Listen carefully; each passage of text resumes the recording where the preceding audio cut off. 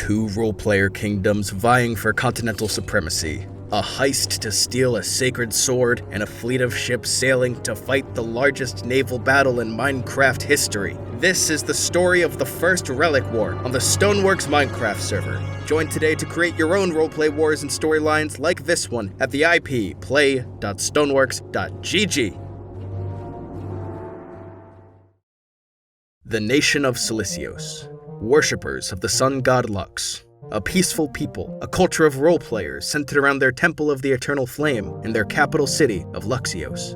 And importantly, a group that had never before seen war. The Huitca Federation to its north was not so lucky. It had been bullied by larger empires. It saw an authoritarian coup thrown by the famous player RFR RedFireRex, and it drew the world's ire as the epicenter of the invasion of the chaos goddess Entropy. Check out RedFireRex's channel for all this history. But at this point, Huitca was undergoing a great transformation into a growing continental power with overflowing bank vaults and a professional standing army. These are our two contenders for the western continent and its seas. A platoon of elite Huitcan soldiers snuck up to the walls of Solisios' capital city. They'd splashed themselves with invisibility potions and climbed up. It was a lazy day, with the town guard bored and unalert, so one by one, the Huitcans surrounded the museum of Luxios University, known to hold a sacred relic, the divinely forged Sword of the Sun. The Huitcan leader, player Lily Prism, snuck into the university and beheld the ancient and mighty blade. She picked it up and stowed it away, trying to flee out the college's entrance into the rising alarm outside, but in the doorway stood the Shah of Solisios, Beast Killer Tia. He raised his blade and demanded she drop the relic, but she turned it on him and lunged forward.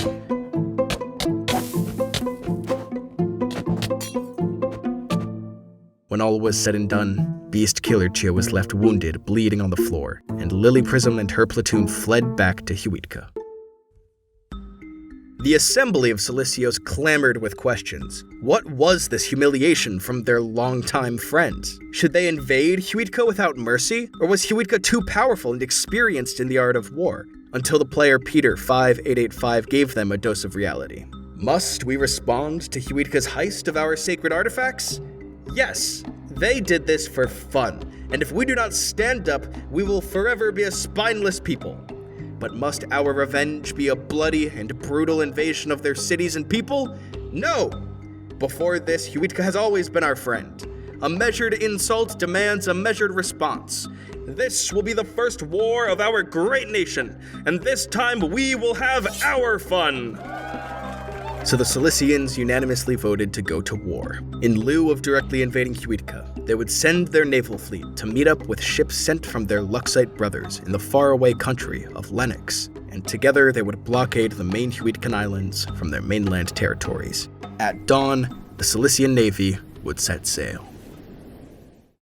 Shah Beast Killer Tia, healed from his injuries, stood on his warship and mulled over how this was a day of firsts. The first war for his role-player nation, the first trial alongside their Luxite brothers from Lennox, and the first naval blockade to sail this side of the world. Shah, Huitcan convoy heading north.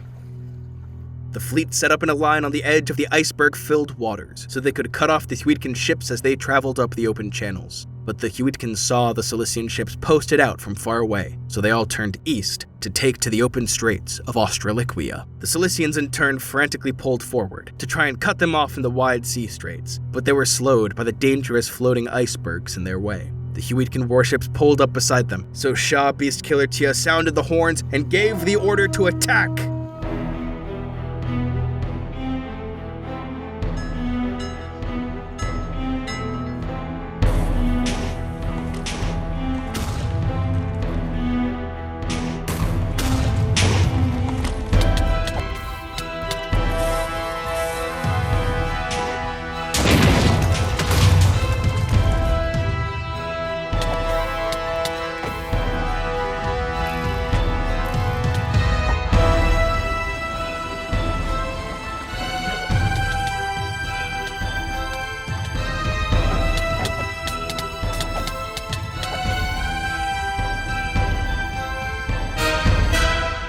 was all said and done, the Huitcans had punched through the blockade, and the Solisios fleet was propelled back to port, returning home in defeat. In the coming days, word reached the city that Huitca was mustering its army to march south. The citizens roared and fled in panic until one of their leaders, Lapistar, stood above to address them. "Citizens of Luxios, calm your hearts. We are strong enough to defeat the Huitcan invaders and take revenge here in our home. If the grace of Lux has destined us to fail, it will be softly. Our walls may crumble and our houses fall, but we are gifted with our architect, Lord Orang, and— Ma'am, Lord Orang fell off a roof and died this morning." So the Solisians stood nervous upon their walls, awaiting the Huitcan army. They prepared soul sand on the roads and barricades over the three most important parts of the city: the university, the council's castle, and the temple complex. They knew that if Huitca captured these three areas, it would be over. So they positioned troops on the city's northern walls and in the temple complex, so they could control the connecting streets and parkour among the rooftops. The Huitcan army appeared from the north and stayed stationed there. As the two nations stared off, the warrior leaders Lily Prism and Borum 1812 stepped their retinue forward and demanded the Solisians surrender, but they were refused. Now, in a truly unexpected mark of respect, they stood here on their horses at the head of an army, and both sides negotiated limitations to this battle, as not to ruin the city or slaughter any innocents. With this, they returned to the army, and Huitca began to march forward. Just then, hidden Huitcan shock troops climbed over the eastern wall and infiltrated into the university. Solisios sent its soldiers in, and they spilled blood on the terracotta floors and books. Huitca took the university, and the fighting was pushed out into the streets. The northern army fell upon the temple complex, where brutal fighting raged up its steps and on the bridge. The Huitcans brought a pack of dogs that mauled the defenders, who sprayed them with bottles of poison. The Huitcans slew the defenders and threw them down the steps of the temple, but the Solisians on the ground reorganized and pushed back up, killing through the Huitcans and saving the complex. They kept fighting on the bridge until the river ran red with blood, but the Huitcans called to divert the troops from the northern attack, so they routed westward, leaving the temple complex defended by the cheering Solisians. The Huitcans pushed west through the soul sand streets toward the castle. Solisians rained arrow fire from above. Soul speed shock troops smashed the defenders with hit-and-run tactics on the soul sand roads. The Huitcans were held back until the northern brigade appeared and reinforced them, so they pushed up and through the castle's outer defenses. The Solisians barricaded the doors, but the Huitcans broke through, and one by one they took the rooms of the castle, climbing up the towers until they found the chambers of respawn beds, destroying them and wresting control of the stronghold.